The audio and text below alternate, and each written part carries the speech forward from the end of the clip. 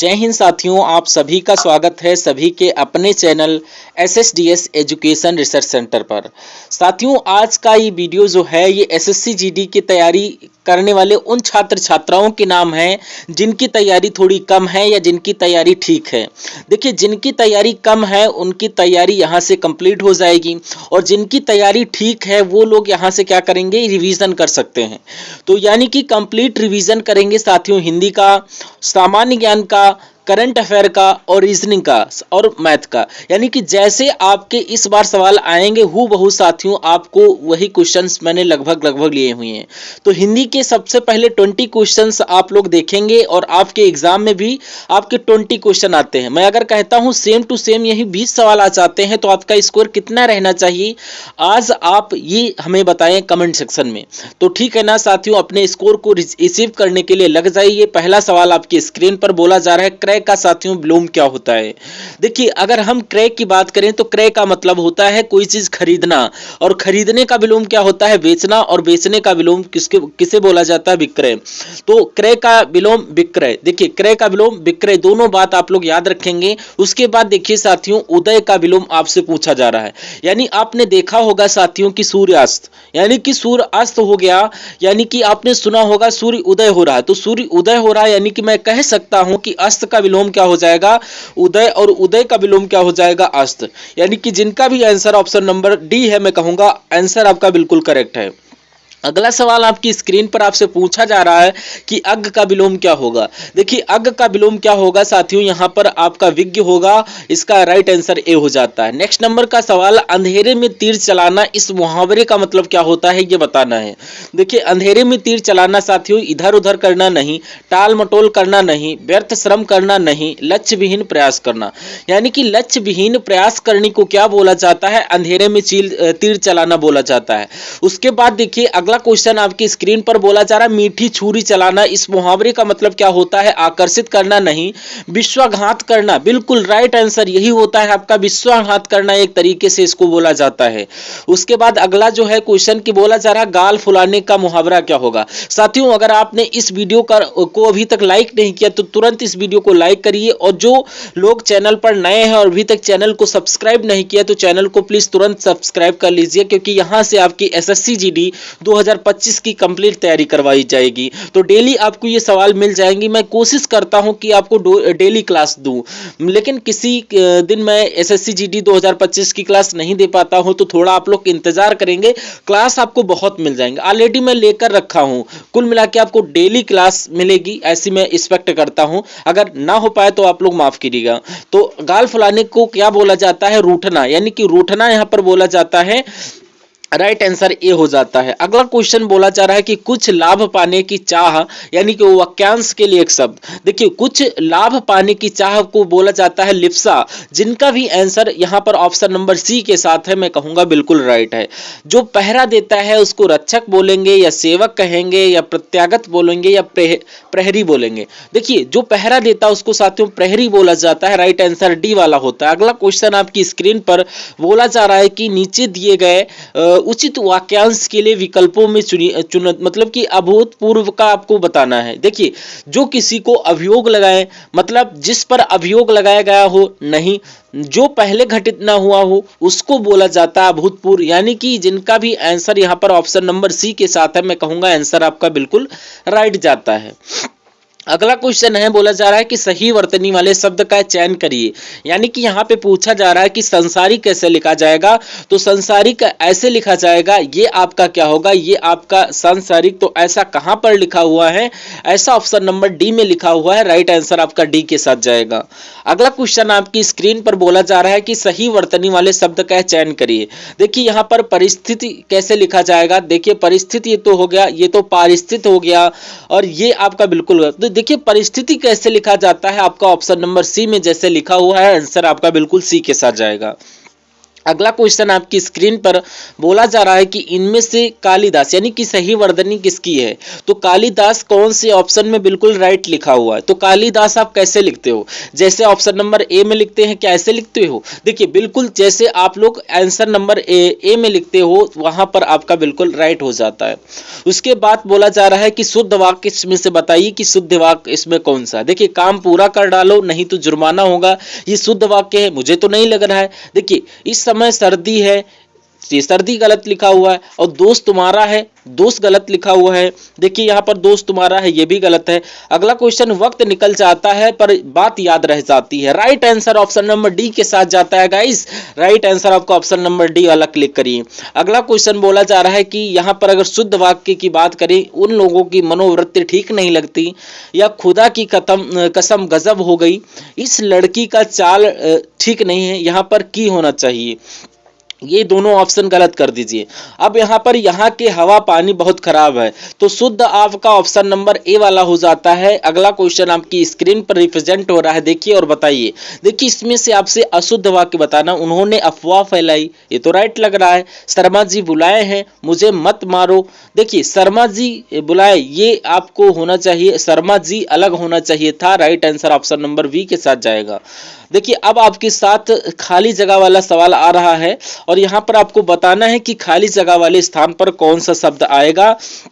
और यहाँ पर क्या करिए आप लोग देखिए और बताइए कि राइट आंसर यहाँ पर क्या होना चाहिए। देखिए हमें अपने डैश डैश की स्वयं देखभाल करनी चाहिए, सामान्य की या सामान्य की या सामान्य की।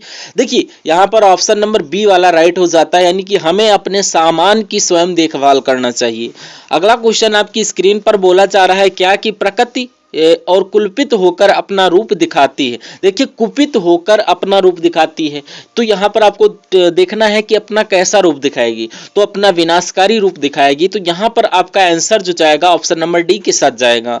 अगला क्वेश्चन जो आपकी स्क्रीन पर रिप्रेजेंट हो रहा है, देखिए यहाँ पर देखिए कैंसर रोग बढ़ा है, इस वाक्य में रिक्त स्थान की पूर्ति शब्द का यूज करना है। तो यहाँ पर दुसाध, देखिए कैंसर रोग बड़ा डैश यानी दुसाध है, तो ये जो दुसाध है ऑप्शन नंबर डी वाला जो है ये यहाँ पर बिल्कुल राइट तरीके से सटीक बैठता है। अगला क्वेश्चन है क्या बोला जा रहा है यहाँ पर आपसे कि यहाँ पर जो है अग्नि यानी कि अग्नि का पर्यायवाची। अब साथियों यहाँ पर मैं आपको बात बताऊं कि यहाँ पर जो परीक्षा है आपकी एसएससी जीडी की, तो लगभग ये साथियों क्या ये आपकी शायद फरवरी या जनवरी के जो है मतलब कि वहां तक करना। अब आपके पास जो समय है दिसंबर का तो चलो ये गया, अब आपका जो शेष जो टाइम बचा हुआ है तो आप अगर डट कर अगर आप लोग तैयारी करते हैं तो मैं कहूँगा अगर एसएसडीएस एजुकेशन रिसर्च सेंटर से अगर जो है जो पढ़ाई कर रहे हो तो आपको कोई माई का लाल पिछाड़ नहीं सकता है। अगर कोई भी एग्जामिनर हिंदी से कहीं भी क्वेश्चन उठा कर दे, जिस लेवल से क्वेश्चन देगा मैं आपको पूरा कंप्लीट करवा चुका हूं, जाकर प्लेलिस्ट में देख लेना। और रीजनिंग का चाहे जितना कठिन क्वेश्चन आपको दे दे मैं आपको ऑलरेडी करवा चुका हूं। मेरा एक टारगेट है, क्या टारगेट है कि मैं जो है आपको हिंदी में 20/20 का यानी 20/20 का बिल्कुल राइट ऑप्शन क्लिक करके आओ। मेरा मानना यह है कि अगर इंग्लिश और रीजनिंग की बात करें तो यहाँ पर 20/20 का आप राइट आंसर करके आओ, यानी कि सब 20/20, क्योंकि इसमें आपका ये तरीका है, इसी रणनीति के हिसाब से लिया जाता है। यानी कि 60 क्वेश्चन में से अगर आप 60 क्वेश्चन सही कर देते हैं, मैं अगर 60 नहीं मानता हूं तो आप लोग मान लीजिए कि तकरीबन आप लोग 57 क्वेश्चन मान लीजिए 19 कर पाए, लेकिन जीएस की अगर बात कर पाए और जीएस के अगर आपके 20 सवाल आए आपने 15 सवाल सही कर दिए, अरे 14 मान लो, इतनी तैयारी मैं आपको करवा दूंगा कि 14-15 सवाल आपके बिल्कुल राइट हो जाएंगे। अब यहाँ पर कितना टारगेट बैठता है, अब यहाँ पर 71 का टारगेट बैठता है, जोड़ लीजिए। और अगर यहाँ पर 80 में से आपको 71 सवाल सही करके आ जाते हैं तो कोई माई का लाल या कोई एग्जामिनर ऐसा नहीं कि आपको फेल कर दे और आपका फाइनल लिस्ट में ना आए। तो 71 सवाल अगर आप सही करके आ जाते हैं तो आपको कोई टेंशन वगैरह लेने की जरूरत नहीं है। और मैं चाहता भी वही हूं कि एग्जाम ऐसे दो, तैयारी ऐसे दो कि कट ऑफ की बार बार वीडियो देखनी न पड़े और एक एग्जाम दो उसमें ही आपका नाम आ जाए। और एक शर्त है कि आपको डेली 1 घंटा मुझे देना होगा। जो भी हमारी क्लास होती है 50, 55, 40 और 1 घंटे की, तो इसमें आप लोग एक क्लास में एक ही ऐसी क्लास में पूरे सिलेबस को रिवीजन करवाने की मैं डेली कोशिश करता हूं। यानी कि डेली प्रहार करेंगे, एक एक दिन में 4-4 लेक्चर प्रोवाइड करवा देता हूं। यानी कि एसएससी जीडी 2024 के ऑफिशियल सिलेबस पर प्रहार करेंगे डेली, और जिस पर डेली प्रहार किया जाता है वो साथियों आपके काबू में आ जाता है। तो चलिए यहाँ पर हम लोग देखते हैं, यहाँ पर अग्नि का पर्यायवाची आप लोग पढ़ते आ रहे हैं बचपन से, तो यहाँ पर जो है अग्नि का पर्यायवाची क्या होता है, आइए बताइए मुझे। देखिए अनल, अभंग और तुशासन, तो यहाँ पर आपको बताना है कि अग्नि का पर्यायवाची क्या होगा। देखिए तो यहाँ पर मेरे हिसाब से अभंग होता है अग्नि का पर्यायवाची। तो यहाँ पर आप लोग देखिए अकस्मात शब्द के लिए इसमें से उपयुक्त पर्यायवाची कौन सा है मुझे बताइए। देखिए अकस्मात शब्द के लिए इसमें से कौन सा उपयुक्त पर्यायवाची मुझे आप लोग बताइए। देखिए अकस्मात को एक तरीके से अचानक भी कह सकते हैं, तो ये आपका क्या होगा, ये आपका बिल्कुल करेक्ट आंसर हो जाता है। अगला सवाल आपकी स्क्रीन पर है। अगर हम अब बात करें तो आपके सामने सामान्य ज्ञान के क्वेश्चन शुरू हो चुके हैं। तो अब देखिएगा साथियों, इन सामान्य ज्ञान की क्वेश्चन में से आप कितने क्वेश्चन सही करके आते हैं। देखिए सामान्य ज्ञान के मैंने 20 क्वेश्चंस लिए हुए हैं, और 20 में से अगर 11 से 12 क्वेश्चन आपको बिल्कुल राइट के राइट करना है। भारत के राष्ट्रपति पंचांग किस पर आधारित है, तो आपको मालूम होना चाहिए ये कहां पर आधारित है, शक संवत पर आई होप आधारित है। तो ये आपको शक संवत राइट आंसर करना है। अगला क्वेश्चन है, क्वेश्चन जो है कि निम्नलिखित में से किस नृत्य में महिलाएं तोते की भांति नृत्य करती हैं। तो यहाँ पर जो सुवा का नृत्य होता है, यहाँ पर जो महिलाएं होती हैं तोते की तरह नृत्य करती हैं, आप लोग याद रखेंगे। अगला क्वेश्चन है कि यक्षगान किस भारतीय राज्य की लोक नृत्य प्रस्तुति है, ये आपको बताना है। ये तो साथियों कर्नाटक का जो है लोक नृत्य है। आंसर जिनका ऑप्शन नंबर 1 के साथ है बिल्कुल राइट क्वेश्चन हो जाता है। अगला क्वेश्चन है कोलंबो किस देश की राजधानी है, आपसे पूछा जाता है। तो ये आप लोग याद रखेंगे कि श्रीलंका की राजधानी कौन सी है इसमें से, तो आपको कोलंबो बताना है, और कोलंबो की पूछे तो श्रीलंका बताना है। अगला क्वेश्चन है जो आपकी स्क्रीन पर बोला चाहे कि बेहत कहाँ की मुद्रा है, यानी कि बेहत ये तो आपकी कहाँ की है, ये तो आपकी थाईलैंड की जो है मुद्रा है जो कि बोला जाता है बेहत। और बेहत कहाँ की मुद्रा अगर पूछा जाए आपसे है तो आपको बताना है थाईलैंड। देन आफ्टर आपसे पूछा जा रहा है कि यूनेस्को का मुख्यालय कहाँ पर है, तो यूनेस्को का मुख्यालय फ्रांस की राजधानी पेरिस पे है, आप लोग याद रखेंगे पेरिस में। अगला सवाल है, बोला जा रहा है देखिए आपको जो मैं बोल रहा हूं आप वो सुन रहे हो, मतलब कि जो मैं पढ़ा रहा हूं पढ़ उसको रहे हो, आप जो सुनते हो आप जो पढ़ते हो वो आपके मनोमस्तिष्क में सेव होता है। और मेरा मानना है कि जो भी मैं आपको पढ़ा रहा हूं वो कहीं ना कहीं आपके मनोमस्तिष्क में सेव हो रहा है, और तब आपको देखने को मिलेगा ये सब जब आपके एग्जाम में सवाल आपके नजर के सामने से निकलेंगे। तो आपको ध्यान से देखना है, पढ़ना है, सब कुछ आपके मस्तिष्क में सेव हो रहा है। अगला क्वेश्चन है कि यूनेस्को की विश्व विरासत में सूची में शामिल कंचनजंगा बायोस्फीयर रिजर्व किस प्रदेश में स्थित है, तो आपको ये बताना है कि ये आपका सिक्किम में रिजर्व जो है ये मतलब कि स्थित है। अगला क्वेश्चन है कि भारतीय निर्वाचन आयोग द्वारा राष्ट्रीय मतदाता दिवस कब मनाया जाता है। देखिए ये 25 जनवरी को मनाया जाता है, तुम लोग याद रखोगे। देखिए अगर बात करें यहाँ पर हिंदी दिवस कब मनाया जाता है, तो आपको ये याद रखना है 14 सितंबर की अगर मैं बात करूं, यानी कि 14 सितंबर को ही हर साल हिंदी दिवस मनाया जाता है। और अगर मैं बात करूं यहां पर सुशासन दिवस की, तो यहां पर प्रति वर्ष 25 दिसंबर की जयंती पर मनाया जाता है। तो ये किसकी जयंती पर मनाया जाता है ये हमको बताना है। तो आप लोग ध्यान रखेंगे यहाँ पर अटल बिहारी वाजपेयी की जब हम लोग यहाँ पर बात करते हैं, तो यानी कि यहाँ पर अटल बिहारी वाजपेयी की जो जयंती होती है 25 दिसंबर पर, ये जो है सुशासन दिवस मनाया जाता है। अगला आपसे क्वेश्चन पूछा जा रहा है कि पानीपत की द्वितीय जो लड़ाई थी ये किन दो सेनाओं के बीच में लड़ी गई थी, तो आपको याद रखना है कि अकबर और जो हिमू के बीच में ये हुआ था। ये बहुत इंपॉर्टेंट क्वेश्चन है। अगला क्वेश्चन है कि अकबरनामा और आइन ए अकबरी किसके द्वारा लिखी, ये सवाल आपसे डिक्टो पूछा जाएगा, आप लोग याद रखेंगे। यहां पर अबुल फजल लगा देना। जो अकबुल ए नामा ये आपकी यही अबुल फजल के द्वारा लिखी गई है। अगला क्वेश्चन है कि ब्रिटिश वायसराय लॉर्ड कर्जन के द्वारा बंगाल का विभाजन किस वर्ष किया गया था। तो आपको मालूम होना चाहिए कि 1905 में ही बंगाल का विभाजन किया था, आपको याद रखना है। अगला क्वेश्चन आपकी स्क्रीन पर बोला जा रहा है कि भारतीय सुधार समिति की स्थापना किसने की थी। तो यहाँ पर अगर मैं बात करूं साथियों कि दादा भाई नौरोजी के द्वारा ही भारतीय सुधार समिति की स्थापना की गई थी। अगला क्वेश्चन है कि अमार सोनार बांग्ला बांग्लादेश का राष्ट्रगान डैश डैश के द्वारा रचा गया है। तो ये साथियों किसके द्वारा रचा गया है, ये रविन्द्रनाथ टैगोर के द्वारा रचित है अमार सोनार बांग्ला, और ये बांग्लादेश का राष्ट्रगान है। उसके बाद देखिए राइट जो है अगला क्वेश्चन कि इनमें से कौन सा Indian society of oriental art के संस्थापक में से एक है। तो यहाँ पर अगर मैं बात करूं साथियों अवनींद्र नाथ टैगोर की अगर मैं बात करूं तो ये जो है अवनींद्रनाथ टैगोर का नाम आप लोग याद रखेंगे। अगला क्वेश्चन आपसे स्क्रीन पर पूछा जा रहा है कि लॉर्ड कर्जन का संबंध निम्न में से किस घटना से है। तो इनके समय में साथियों बंगाल का विभाजन हुआ था। राइट आंसर जिनका भी ऑप्शन नंबर ए है वो बिल्कुल राइट हो जाते हैं। अगला क्वेश्चन आपकी स्क्रीन पर है, बोला जा रहा है कि किसी रेलवे बोर्ड का अध्यक्ष और सीईओ बोला गया, यानी कि यहाँ पर चीफ एग्जीक्यूटिव ऑफिसर यानी कि यहाँ पर सतीश कुमार का आप लोग नाम याद रखेंगे, क्योंकि रेलवे बोर्ड के अध्यक्ष यही हैं सतीश कुमार, और जो चीफ जो है ऑफिसर है ये भी यही है सतीश कुमार। अगला क्वेश्चन आपकी स्क्रीन पर बोला जा रहा है कि हाल ही में किस राज्य के मुख्यमंत्री ने सुभद्रा योजना शुरू की।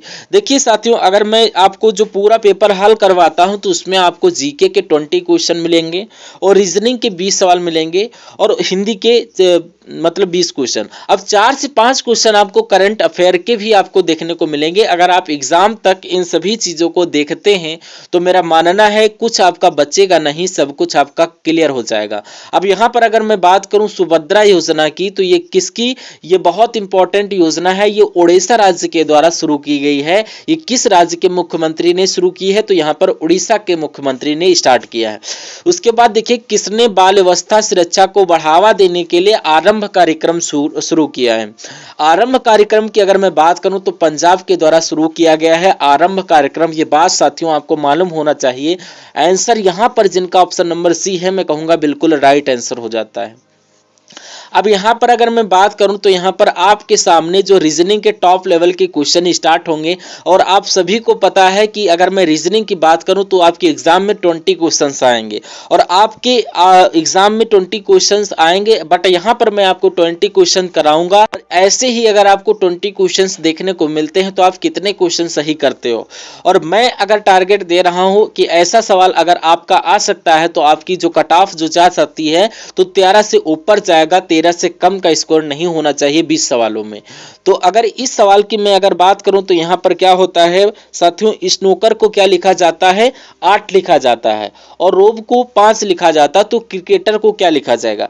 जब भी साथियों आपके सामने कोई वर्ड लिखा हो उसके आगे कोई नंबर लिखा हो तो इसका मतलब ये छोटा नंबर है, यानी कि लेटर्स को काउंट कर दिया 1 2 3 4 5 6 7 और एक जोड़ दिया 8 बन जाएगा, और 1 2 3 4 एक जोड़ दिया 5 बन जाएगा। उसी प्रकार 1 2 3 4 5 6 7, तो ये आपका एक एक इसमें प्लस कर दिए तो यहाँ पर अगर 1 2 3 4 5 6 7 8 एक जोड़ दोगे तो 8 हो जाए। लेकिन छोटा नंबर है तो आपको ये तरीका मैंने बता दिया। अब जैसे कोई बड़ा नंबर है मान लीजिए 80 के आसपास का, 60 या 70 के आसपास का, तो हो सकता है इनको प्लस किया गया, जैसे कि 19 + 14 + 15 प्लस करके। और अगर मान लीजिए नंबर बहुत बड़ा है 300 400 तो हो सकता है कि इनको गुणा किया गया हो, फिर तो बहुत बड़ा नंबर चला जाता है। अगला क्वेश्चन आपकी स्क्रीन पर पूछा जा रहा है क्या कि देखिए और बताइए कि आपका राइट आंसर क्या होगा। बोला जा रहा है कि निम्नलिखित अक्षरों के शब्दों के अक्षरों में एक समूह में 3 से अधिक स्वर नहीं होने चाहिए, यानी कि जितने भी आपको जो बोले जा रहे हैं कि निम्नलिखित में से कौन इस नियम का पालन नहीं करता है। देखिए अगर यहाँ पर अगर मैं बात करूं कि 3 से अधिक स्वर ना हो, 3 हो, 2 हो और 1 हो, तो यहाँ पर आपसे बोला जा रहा है 1 स्वर 2 स्वर, यानी कि स्वर का मतलब ये होता है वोवेल। तो ए ई आई ओ यू ये आपके क्या हो जाते हैं, यहाँ पर स्क्रीन पर देखिए ए ई आई ओ यू, और यहां पर ये आपके क्या हो गए स्वर हो गए। अब आपको बोला जा रहा है कि इसमें 3 से ज्यादा ना हो, और 3 से ज्यादा जिसमें होगा वही आपका राइट आंसर हो जाता है। तो यहां पर तो 2 हैं और 1 स्वर 2 स्वर 3 स्वर। अब आपसे पूछा जा रहा है कि इसमें 3 से ज्यादा ना हो, तो 1 स्वर, 2 स्वर, 3 स्वर, तो यहां पर मैं कह सकता हूं यहां पर भी आपके 3 स्वर आएंगे। और नीचे जो फोर्थ वाला ऑप्शन है इसमें 4 स्वर हो गए, तो यहां पर आपका 4 स्वर आ जाएगा, यही आपका राइट आंसर हो जाता है। एक पिता ने अपने पुत्र के जन्म दिवस पर कुछ लड़के व लड़कियों को बुलाया और लड़कों की संख्या जो थी वो लड़कियों से 2 कम थी, तो पिता ने सभी लड़कों को 10 और सभी लड़कियों को 20 उपहार के रूप में दिए। यदि कुल 280 खर्च हुए तो लड़कों की संख्या को बताइए। तो यहाँ पर आपसे पूछा जा रहा है कि पिता ने सभी लड़कों को 10 रुपये और सभी लड़कियों को 20 रुपये स्वरूप दिए। यदि कुल 280 रुपये खर्च हुए तो लड़कों की संख्या यहाँ से आपसे पूछी जा रही साथियों। तो यहाँ पर जो सवाल को है बहुत ध्यान से आपने पढ़ा, और यहाँ पर अगर मैं बात करूँ कि कैसे इस सवाल को बात करूँ, अगर ये सवाल आपके एग्जाम में आ जाए तो यहाँ पर आप मान लेते हैं कि लड़कों की संख्या क्या है, मान लेते हैं x है। ये अगर मान लें कि लड़कों की संख्या है x है और लड़कियों की संख्या की अगर बात करें तो लड़कियों की संख्या क्या है, ये भी मैं आपको बता देता हूँ। लड़कियों की संख्या मान लीजिए x+2 है। क्यों? क्योंकि यहाँ पर कहा गया है ना साथियों कि एक पिता ने अपने पुत्र के जन्म दिवस पर कुछ लड़के और लड़कियों को बुलाया। अब लड़कों की संख्या लड़कियों की संख्या से 2 कम है, यानी कि 2 कम है, ये भी मैं कह सकता हूं कि लड़कियों की संख्या 2 ज्यादा है। तो अगर लड़कों की संख्या x है तो लड़कियों की संख्या 2 ज्यादा है, यानी कि x+2 हो जाएगी। इतनी बात आपको आई होप समझ में आएगी। अब अच्छा, उसके बाद यहाँ पर बोला गया है कि उस पिता ने सभी लड़कों को 10 रुपये दिए, यानी कि x लड़के हैं और इनको अगर 10 रुपये दिए जा रहे हैं तो 10x यहाँ पर हो जाएगा बिल्कुल। अब उसके बाद कहा जा रहा है कि सभी लड़कियों को 20 रुपये उपहार के रूप में दिए, तो मैं कहूंगा लड़कियों की संख्या कितनी है, x+2, यानी कि 20 रुपये दिए हैं तो 20 से गुणा कर दो। अगर इनको जोड़ देते हो तो हमें क्या, यानी कि पैसे मालूम पल जाएंगे कि यहाँ पर लड़कों को कुल कितने रुपये मिले और लड़कियों को कुल कितने रुपये मिले। तो यहाँ पर आपसे बोला जा रहा है कि कुल यहाँ पर 280 रुपये खर्च हुए। कितने रुपये खर्च हुए यहाँ पर साथियों, 280 रुपये खर्च हुए। तब यहाँ पर बोला जा रहा है कि लड़कों की संख्या क्या थी। अब यहाँ पर लड़कों की संख्या x थी और x का मान आपको निकालना है और वही आपका राइट आंसर हो जाता है। तो यहाँ पर 10x + 20x, ये आपका 20 दूना 40 हो जाएगा, यानी कि 280 ये हो गया। ये आपका समीकरण बना। अगर इन दोनों को जोड़ेंगे 10x + 20x आपका 30x हो जाता है और 40 उधर चला जाएगा, यानी 280 में से माइनस हो जाएगा तो 240 आ जाएगा। और अगला स्टेप मैं आपको यहाँ पर दिखा देता हूँ। देखिए यहाँ पर x है और यहाँ पर अगला स्टेप क्या होगा, x = 240/30, यानी कि 30 इसके भाग में आएगा। ये 0 से ये 0 कैंसिल हो जाएगा, 3 एकम 3 और 3 अठे 24, यानी कि यहाँ पर जो x का मान होगा 8 निकला। और यहाँ पर आपसे पूछा जाए कि लड़कियों की संख्या कितनी होगी, x+2 यानी 8 + 2 मतलब कि यहाँ पर आपका 10 हो जाता है। लेकिन यहाँ पर जिनका भी आंसर ए है तो आपका बिल्कुल राइट आंसर हो जाता है। अगला सवाल आपकी स्क्रीन पर देखिए, मुझे बताइए कि राइट आंसर क्या होता है। देखिए बोला गया है कि एक दर्पण में देखने से पता चलता है कि एनालॉग जो घड़ी है इनकी सुइयों में 1:30 हो रखा है। अगर बात करें साथियों, एक घड़ी है 12 यहाँ पर बजेगा, 3 यहाँ पर बजेगा, 6 और ये 9 और 1 यहाँ पर बजेगा। अब यहाँ पर बोला क्या जा रहा है कि 1:30 हुआ, यानी कि घंटे की सुई ये और मिनट की सुई आपकी ये आपको दर्पण में देखने से पता चलता है।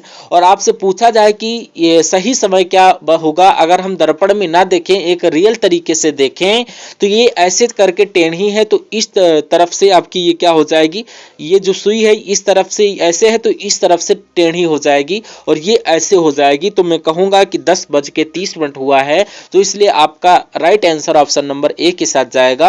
अगला सवाल आपकी स्क्रीन पर है, बोला जा रहा है क्या कि यहाँ पर आपका राइट आंसर क्या होगा। देखिए किस ऑप्शन के साथ साथियों यहाँ पर आपका राइट आंसर जा सकता है, देखिए और बताइए फटाफट आंसर आपका क्या होता है। चलिए देखिए क्वेश्चन क्या बोल रहा है साथियों। अगर आपने इस वीडियो को अभी तक लाइक नहीं किया तो इस वीडियो को तुरंत साथियों लाइक कर दीजिए, और चैनल पर अगर नए हैं तो प्लीज चैनल को भी सब्सक्राइब कर दीजिए।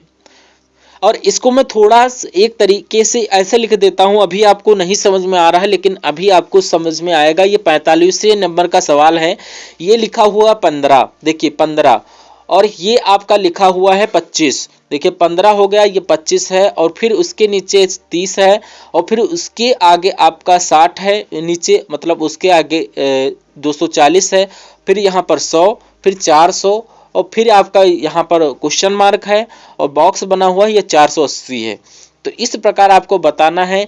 आपका 15 से 60 हुआ है और 60 से 240 हुआ, 25 से यहाँ पर आपका 100 हुआ, और 400 से यहाँ से आपका 400 हुआ, और यहाँ पर 30 से आगे क्या होगा ये आपको बताना है। देखिए अगर हम 15 की गुणा 4 से कर दें, 15 चक्कू 60 हो जाएगा, और 60 की गुणा अगर 4 से कर दें तो 240 हो जाएगा। 6 चौक 24 हो गया, और 0 का 0 लगा दो। और उसी प्रकार अगर गुणा करें हम 25 की गुणा 4 से तो 100, और 100 की गुणा अगर 400 से कर दे तो यहाँ पर 400। अब 30 की गुणा अगर हम 4 से करते हैं तो 4 तियां 12 यानी कि 120, और 120 की गुणा अगर 12 से कर देते हैं तो यहाँ पर 12 चौक 48 यानी कि 480 आ जाएगा। तो मैं कहूँगा 120 हमारा बिल्कुल राइट आंसर हो जाएगा। जो लोग भी यहाँ पर हैं ऑप्शन नंबर सी के साथ, मैं कहूँगा आंसर आपका बिल्कुल राइट हो जाता है। साथियों पूरे 20 क्वेश्चन देखिएगा, यहाँ पर पूरे 41वें नंबर के क्वेश्चन स्टार्ट हैं और 60 तक चलेंगे, और उसके बाद साथियों मैथ के क्वेश्चंस को भी हम लोग देखेंगे। चलिए यहाँ पर बोला क्या जा रहा है कि एक आदमी अपने घर से यात्रा शुरू करता है और वो 5 किलोमीटर उत्तर की तरफ जाता है। तो मान लीजिए साथियों कि ये 5 किलोमीटर उत्तर की तरफ चला गया। इतनी बात आपको आई होप समझ में आई होगी। ये देख लीजिए, फिर बोला जा रहा है कि वो दाईं ओर मुड़ता है और 10 किलोमीटर चला गया, यानी कि वहां से वो 10 किलोमीटर जाता है दाईं मुड़कर, और वहां से फिर वो चलता है मुड़ता है, फिर 10 किलोमीटर जाएगा। तो ये तो 5 हो गया, फिर ये 10 हो गया, और फिर ये आपका 10 किलोमीटर हो जाएगा। अब ये सभी दूरियां क्या हैं, काल्पनिक ढंग से मानी गई हैं।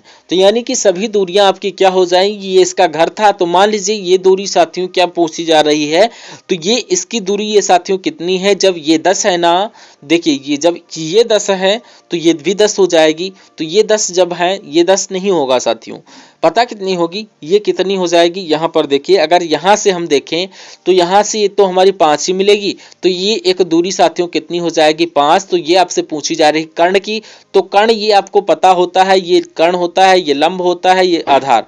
यानी कि आपको मानना है कि कर्ण का स्क्वायर बराबर आधार का स्क्वायर प्लस लंब का स्क्वायर बराबर कर्ण। मतलब कि आपसे आधार का स्क्वायर क्या हो जाएगा, यहाँ पर 10 हो जाएगा, और लंब कितना हो जाएगा, यानी कि 5 का स्क्वायर, यानी कि ये आपका 100 हो जाएगा। और ये आपका यानी कि आप देखिए यहाँ पर के स्क्वायर में बता दूं, यहाँ पर 100 125, तो के बराबर 125 हो जाएगा। तो के का अगर स्क्वायर हटाएं तो यहाँ पर अंडर रूट जो हो जाएगा 25, यानी कि अंडर रूट 125 कहाँ पर लिखा हुआ है, ये आपका ऑप्शन नंबर सी में लिखा हुआ है। और यहाँ पर अगर मैं बात करूं, अगला क्वेश्चन बोला जा रहा है कि कौन सा, यहाँ पर हाँ देखिए, कौन से चिन्हों और संख्याओं को परस्पर बदल देने से निम्नलिखित समीकरण सही बनेगा। यानी कि 6 + 3 - 3 6 + 2 - 3 बराबर 16। अगर साथियों मान लीजिए कि यहाँ पर प्लस की जगह पर गुणा और माइनस की जगह पर प्लस, और यहाँ पर 3 की जगह पर 2 लिख दें, और यहाँ पर अगर कैलकुलेशन करके 16 आ जाता है, तो फिर यहाँ पर ऑप्शन नंबर को हम लोग चेक करते हैं। देखिए यहाँ पर हम लोग गुणा की जगह पर प्लस और प्लस की जगह पर गुणा, और यहाँ पर ये आ जाएगा, और 6 जैसे है वैसे ही आ जाएगा, और 2 जहाँ पर लिखा है 2 की जगह पर 3 आ जाएगा, और 3 आ जाएगा। चलिए देखिए 6 गुणते यहाँ पर ये इतना हो जाएगा, यानी कि यहाँ पर 3 लिख देते हैं, और इसको जब हम लोग माइनस है तो माइनस का 2, और यहाँ पर इक्वल टू 16 लिख लेते हैं। तो यहाँ पर साथियों इसको हम लोग कैलकुलेट करते हैं, तो चितियाँ 18 - 2 इक्वल टू 16। तो पहला वाला ऑप्शन मैंने चेक किया तो पहला ही आपका आंसर बिल्कुल करेक्ट हो जाता है। उसके बाद नेक्स्ट नंबर का क्वेश्चन आपसे पूछा जा रहा है कि MODERN को क्या लिखा जा सकता है। नहीं, देखिए क्रमशः आपसे पूछा जा रहा है कि MODERN को जो ही आपका लिखा जा रहा है क्या, कि YOUNGS लिखा जाता है, और उसी लॉजिक में ORTHODOXY को OGBAOUOML कोड में लिखा जाता है। तो यहाँ पर आपको METHOD का कोड लिखा हुआ है, तो M का कोड क्या हो जाएगा, O लिख जाएगा। तो साथियों O आपको यहाँ पर कहाँ दिख रहा है, तो मैं कहूँगा ये तो नहीं लगा एक तरीके से लॉजिक। तो अब देखिए यहाँ पर O मतलब M का कोड Y होगा, तो यानी कि Y यहाँ लिखा हुआ है ए का कोड देखिए, ए कहाँ पर लिखा हुआ है, ए का कोड एन होगा, बिल्कुल साथियों एन होगा, यानी कि वाई होगा। और उसके बाद यहाँ पर वाई लिख लीजिए और एन का कोड एन हो जाएगा।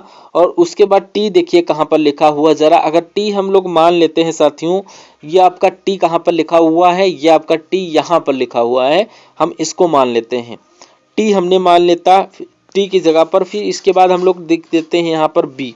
अब देखते हैं यहाँ पर कोड देखते हैं, एच का कोड कहाँ पर लिखा हुआ है, एच का कोड ये लिखा हुआ है चौथा वाला, तो 1 2 3 4 यानी कि ए आ गया। अब उसके बाद आपका ओडी मतलब कि ओ का कोड क्या हो जाएगा, ओ का कोड ओ ही है। और डी का कोड साथियों क्या हो जाएगा, डी का कोड साथियों 3 यानी कि यू हो जाएगा। तो ये वाला ऑप्शन साथियों कहाँ पर लिखा हुआ देखिए और मुझे बताइए ऐसा ऑप्शन कहाँ पर लिखा हुआ है। देखिए वाई एन बी ओ मतलब कि बी मतलब कि ये आपका ऑप्शन नंबर सी में लिखा हुआ है। जिनका भी आंसर ऑप्शन नंबर सी के साथ है मैं कहूँगा बिल्कुल राइट है। अब उसके बाद देखिए कि अगला सवाल की ऐसी आकृति बताइए जो निम्नलिखित समूह को सर्वाधिक दर्शाती है। विमान है, पायलट है, आकाश है। अब देखिए विमान के अंदर ही क्या आ जाएगा, यानी कि आकाश के अंतर्गत ही विमान उड़ेगा और विमान के अंतर्गत ही तो पायलट होता है। तो मैं कहूँगा ऐसी आकृति साथियों कहाँ पर नजर आ रही, यहाँ पर नहीं, यहाँ पर नहीं, ये आपका ए बी में नहीं आएगा। तो आपका डी वाला जो है ये आपका बिल्कुल करेक्ट आंसर हो जाता है। उसके बाद देखिए अगले नंबर का क्वेश्चन आपकी स्क्रीन पर, और देखिए मुझे बता दीजिए कि आपका राइट आंसर किस ऑप्शन के साथ जाएगा। देखिए आपसे पूछा जा रहा है कि क्या निर्देश निम्नलिखित शब्दों को शब्दकोश में दिए गए क्रम के अनुसार लिखें। मतलब ऐसा ऐसा लिखा गया है, हमें बताना क्या है। देखिए यहाँ पर अगर मैं बात करूं साथियों तो यहाँ पर ए लिखा हुआ सब में ए आपको दिख रहा होगा, ए इसमें भी है, ए इसमें ही। उसके बाद आता है एस एस। देखिए एस यहाँ पर आप लोग देख सकते हो एस होता है 19 पर, तो यानी कि यहाँ पर ये एन एन लिखा हुआ है और वाई लिखा हुआ है, जेड जेड बाद में आता है, पहले आता है एस। तो मैं कहूँगा पांचवा जो नंबर है ये पहले आएगा, यानी कि 5 हो गया, फिर उसके बाद 1 हो गया। उसके बाद देखिए साथियों आर तो 18 पर आता है, एस तो 19 पर आता है, तो 3 वाला पहले आ जाएगा, यानी कि यहाँ पर 3 वाला हो गया। और अब आपको यहाँ से इनमें दोनों में से आपको बताना, ए वाला पहले आएगा यानी कि 4 हो गया, उसके बाद 2 हो गया। तो यहाँ पर 513 और 42 कहाँ पर लिखा हुआ है, ये आपका ऑप्शन नंबर बी में लिखा हुआ है। तो यही आपका क्या होगा, यही आपका राइट आंसर हो जाएगा। अगला सवाल है, लिखा हुआ है कि प्लस जो है ये गुणा के लिए है। किसके लिए है, गुणा के लिए। अगर मैं बात करूं कि यहाँ पर माइनस है तो माइनस ये भाग के लिए है, माइनस भाग के लिए, और गुणा जोड़ के लिए है। और यहाँ पर क्या लिखा हुआ है कि भाग जो है भाग घटाने के लिए है। तो आपको बताना है कि कौन सा समीकरण साथियों सही है, ठीक है। तो अगर इसकी हम बात करें साथियों कि यहाँ पर आपको फिर से कैलकुलेट करके ये नंबर लाना है। और अगर मैं बात करूं मान लीजिए कि ये लिखा हुआ है 12 और ये लिखा हुआ 5, तो ये 4 और ये 5 ये साथियों कैसा हुआ, ये आपका प्लस 4 5 4। तो प्लस के लिए मैंने गुणा लिख लिया, और माइनस की अगर मैं बात करूं माइनस भाग के लिए है, तो यहाँ पर ये आपका भाग आ जाएगा। और उसके बाद आपका गुणा लिखा हुआ, गुणा के लिए क्या है, यहाँ पर 1 सेकंड वेट कर लेते हैं, यानी कि यहाँ पर गुणा जोड़ के लिए है। गुणा किसके लिए है, जोड़ के लिए है। और जोड़ कहाँ पर है, ये भाग जो है ये घटाने के लिए। अब इसको कैलकुलेट करोगे तो अगर क्या 16 आ रहा है, तो अगर 16 आ रहा है तो ऑप्शन नंबर ए आपका राइट आंसर हो जाता है। चलिए इसकी अगर मैं बात करूं तो 12 गुणा 5 आ जाएगा, यानी कि भाग लिखा हुआ है, तो ये आपका बट्टा में 4 पहुंच जाएगा और प्लस का 1 हो जाएगा। अब 4 एक कम 4 हो जाएगा, और 4 दूना 8, मतलब कि ये आपका मतलब कि वो करेंगे तो यहाँ पर पहला वाला ही आपका राइट आंसर आ जाता है। उसके बाद देखिए नेक्स्ट नंबर का सवाल आपकी स्क्रीन पर है, और देखिए मुझे बताइए कि आपका राइट आंसर क्या हो सकता है, फटाफट। देखिए 8 को 128 लिखा जाता है, तो 6 को क्या लिखा जाएगा मुझे बताइए। अगर बात करें 8 की तो 128 भागे 8 करते हैं हम लोग, तो यहाँ पर अगर 8 की भाग 28 से करते हैं 100, तो यहाँ पर 8 कम 8, और यानी कि यहाँ पर जब इसको करेंगे 8 संग 48, तो यहाँ पर आ जाएगी आपका 16 आएगा। तो यहाँ पर आई होप इतनी बात समझ में आई होगी। उसके बाद यहाँ पर क्या लॉजिक लग सकता है, थोड़ा सा आप लोग ध्यान दीजिए, तो मेरा मानना है कि आपके यहाँ पर समझ में आ जाएगा बहुत ही इजीली। चलिए देखते हैं। यानी कि कहने का मतलब ये है कि 16 की गुणा अगर 8 से कराएंगे तो 128 आएगा। और लेकिन क्या 16 की गुणा यहाँ पर हम लोग 6 से कराएंगे तो यहाँ पर ऑप्शन में क्या आ सकता है? देखिए 16 छंग कितना होता है साथियों, यानी कि 16 पंचे 80 और 16 छंग 96। नहीं, ये आपका नहीं होगा। तो ये आपका जो है ये लॉजिक आपका फेल हो गया, ये लॉजिक आपका फेल हो गया। अब यहाँ पर अगर मैं बात करूं तो यहाँ पर साथियों क्या होगा, और यहाँ पर अब क्या हो सकता है, मैं आपको कलर थोड़ा वो कर लेता हूँ कलर में। तो अगर मैं बात करूं यहाँ पर ये 128 है ना, तो ये 64 का जो है डबल है। देख लीजिए ये जो 64 है इसका जो है डबल है। अगर इसका जो है 64 और इसको जब करेंगे तो 6 का जब स्क्वायर करते हैं तो क्या हो जाता है, 36 का जब हम लोग स्क्वायर करते हैं तो ये कितना हो जाता है, ये 36 लिखिए। और 36 का जब स्क्वायर करते हैं तो ये आपका आ जाएगा 72 और यहाँ पर 72। अब 8 का स्क्वायर कितना होता है 64 और 64 यानी कि 32 का डबल करते हैं तो 72 हो जाता है। यानी कि 6 का स्क्वायर मतलब कि मैं उम्मीद करता हूँ ये सवाल और ये लॉजिक आपकी समझ में आया होगा। देन आफ्टर आप लोग देखिए आपके स्क्रीन पर क्वेश्चन है, क्या बोला जा रहा है। देखिए यदि LAC के को क्या लिखा जाता है 396। देखिए मैंने आपको क्या बताया कि यहाँ पर LACK को 396 लिखा जाता है। मैंने अभी आपको बताया कि कोई वर्ड हो और उसके आगे कोई बड़ी संख्या हो तो यहाँ पर आपका क्या हो रहा हो, तो यहाँ पर गुणा होता है।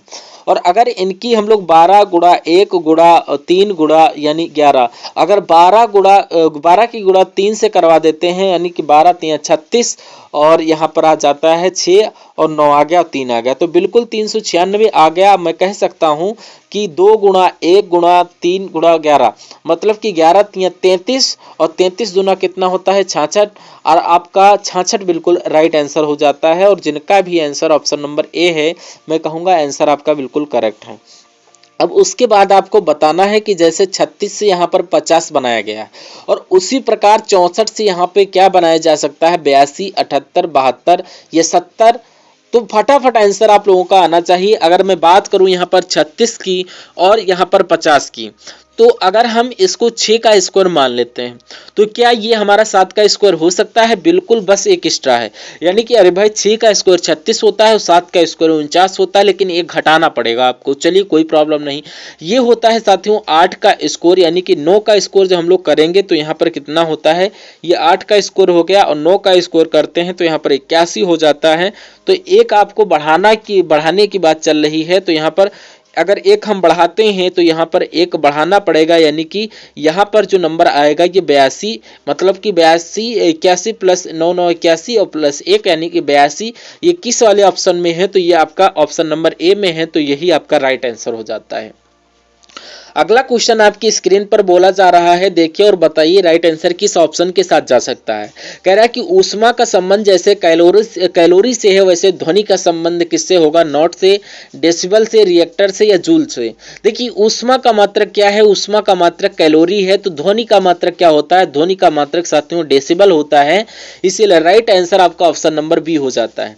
अब देखिए नेक्स्ट नंबर का क्वेश्चन आपकी स्क्रीन पर क्या पूछा जा रहा है। इस नंबर की क्वेश्चन की अगर मैं बात करूं तो क्वेश्चन बहुत अच्छा है, और अगर इस क्वेश्चन की बात करें तो साथियों देखिए और फटाफट मुझे बता दीजिए कि आपका राइट आंसर किस ऑप्शन के साथ जाएगा। चलिए यहाँ पर हम लोग क्या करते हैं, यहाँ पर अगर हम बात करें ABCDEF यानी कि यहाँ पर 6 लोग हैं, देख लीजिए। अब यहाँ पर बोला जा रहा है कि 3 व्यक्ति जो हैं प्रति पंक्ति के अनुसार 2 पंक्तियों में बैठे हैं, यानी कि एक पंक्ति आपकी ये हो जाती है और दूसरी पंक्ति आपकी ये हो जाती है। तो इस पंक्ति में आपके कितने लोग बैठे हुए हैं, 2 लोग बैठे हुए हैं, 3 लोग और 3 लोग नीचे वाली। अब बोला जा रहा है कि ई जो है ये आपका जो है इस पंक्ति के बीच में जो अंत में नहीं है, तो मान लीजिए ये बीच में है, तो मान लीजिए 1 सेकंड के लिए ई को हमने नीचे बैठा दिया। अगर नीचे बैठाने से हम लोग अपने राइट मान तक पहुंच जाते हैं तब तो सही है। तो ई किसी भी पंक्ति में नहीं है, तो मतलब कि ई का मतलब ये है कि ये आपका न यहाँ हो सकता है ना ही यहाँ हो सकता है। तो मैंने इसको क्या किया, ये बोला जा रहा है कि F के बाएं और दूसरे स्थान पर D है, मतलब कि यहाँ पर देखिए F के बाईं ओर यानी कि यहाँ पर जो बैठे हुए हैं इनका मुख जो है इस तरफ है। देखिए यहाँ से फिगर में देखिए इनका मुख इस तरफ है और एफ के बाएं के दूसरे स्थान पर कौन बताया गया है, तो यहाँ पर इनके डी बताया गया है, इसके एफ के इसको छोड़िए थोड़ा। अब कह रहा है ए का पड़ोसी है सी, मतलब कि ए का ई का पड़ोसी जो है सी है, तो सी यहाँ पर भी बैठ सकता है, सी यहाँ पर बैठ सकता है और सी यहाँ पर भी बैठ सकता है। तो चलिए उसके बाद कह रहा है कि डी के विकर्णवत सम्मुख है। अच्छा, यहाँ पर बोला जा रहा है कि सी जो है ये आपका ई का पड़ोसी बताया गया है, और बताया जा रहा है कि जो सी है ये डी के विकर्णवत सम्मुख है। यानी कि अगर मान लीजिए कि डी को यहाँ पर बिठा देते हैं तो डी का जो विकर्ण जो होता है ये विकर्णवत हो जाएगा। विकर्ण यानी कि सी हमने यहाँ पर बिठा दिया। इतनी बात यहाँ पर समझ में आ गई, आई होप। चलिए यहाँ पर इसको हम लोग ऐड कर देते हैं। उसके बाद क्या बोला जा रहा है कि एफ का पड़ोसी है बी। अब f को हम लोग कहाँ पर बिठाएंगे, f का पड़ोसी है b। अब यहाँ पर f को हम लोग कहाँ पर बिठाएंगे, f को हम लोग साथियों यहाँ पर बिठाएंगे, b यहाँ पर बिठाते हैं और f को b के पड़ोस में बिठाते हैं, f यहाँ पर b। तो ये f के बाईं और दूसरे स्थान पर आपका d बैठा हुआ है। तो D कहाँ पर बैठा हुआ है, तो ये E का पड़ोसी है जो आपका C, और D के विकर्णवत सम्मुख कौन बैठा हुआ है, ये आपका C बैठा हुआ है। यानी कि यहाँ पर विकर्ण हमको बनाना होगा, और F का पड़ोसी जो है ये B हो गया। तो यहाँ पर उपरोक्त सूचना के अनुसार पर B के पड़ोसी मतलब सम्मुख कौन होगा, तो मैं कहूँगा आपका जो ई है यही आपका बिल्कुल जो है राइट आंसर हमारी हिसाब से जाएगा। बिल्कुल यहाँ ई वाला राइट आंसर हो जाएगा। अब आपका राइट आंसर आपका ई वाला हो जाता है। खैर हमें आंसर चाहिए था और आंसर हमको मिल चुका है। अगला क्वेश्चन आपकी स्क्रीन पर पहुंचने वाला है, बताइए क्या होता है इसका राइट आंसर। पूछा क्या जा रहा है, देखिए बोला जा रहा है क्या कि ए ZWD, उसके बाद लिखा हुआ है CXUF, और यहाँ पर आपको बताना है कि कौन से 4 लेटर आएंगे और उसके बाद आना चाहिए GTQJ। तो इस टाइप के 2 आपको क्वेश्चन देखने को मिलेंगे आपके रियल एग्जाम में। कम से कम 1 तो आएगा ही और ज़्यादा से ज़्यादा 2 तो आएंगे। तो यहाँ पर A और मतलब कि यहाँ से A से C हुआ है साथियों, खुला आपका 2 बढ़ रहा है, और यहाँ से Z से X हुआ है तो आपका ये कितना घटा हुआ है या कितना, ये आपका माइनस हुआ है 2। और यहाँ पर अगर बात करें Z से फिर से 2 घटा है, यानी कि W से हुआ है फिर से साथियों, यानी कि 2 घटा है, और D से F हुआ है तो मैं कहूँगा साथियों 2 बढ़ा है, यानी कि 2 पहले बढ़ाया गया है 2 घटाया गया है फिर 2 बढ़ा दिया गया है। तो इसमें साथियों अगर हम 2 बढ़ाएंगे तो कितना आएगा, तो ये E आएगा। ठीक है ना, इतनी बात आपको समझ में आएगी। अब हम इसमें 2 घटा देंगे तो साथियों कितना आएगा, एक तरीके से ये आपका एक तरीके से B आएगा, और इसमें फिर से साथियों अगर 2 घटा देते हैं तो आपका कितना आएगा, S आएगा, और इसमें अगर हम लोग साथियों 2 बढ़ा देंगे तो आपका कितना आएगा, H आएगा। और यानी कि कहने का मतलब EVSH आपका कहाँ पर आएगा, ये आपका ऑप्शन नंबर A में लिखा हुआ है। जो लोग भी ऑप्शन नंबर A के साथ हैं मैं कहूँगा आंसर आपका बिल्कुल करेक्ट है। बहुत बढ़िया, वेरी गुड क्लास। चलिए साथियों उसके बाद नेक्स्ट नंबर का सवाल है, लास्ट क्वेश्चन है रीजनिंग का, अच्छा क्वेश्चन है। और बताइए मतलब कि यहाँ पर लास्ट क्वेश्चन है, ये मतलब पूछा जा रहा है कि x जो है ये y की बहन है और x जो है ये y की बहन है।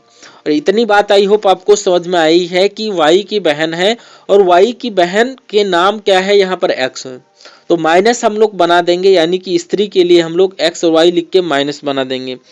और उसके बाद बोला गया कि y जो है ये भाई है z का, किसका है ये, यानी कि पुरुष है ये, भाई किसका है, एक तरीके से z का भाई है। तो यहाँ पर जो एक तरीके से हमको z बनाना होगा, इतनी बात आपको समझ में आई होगी, यानी कि x जो है ये बहन है y की। और उसके बाद बोला जा रहा है y भाई है किसका, z का।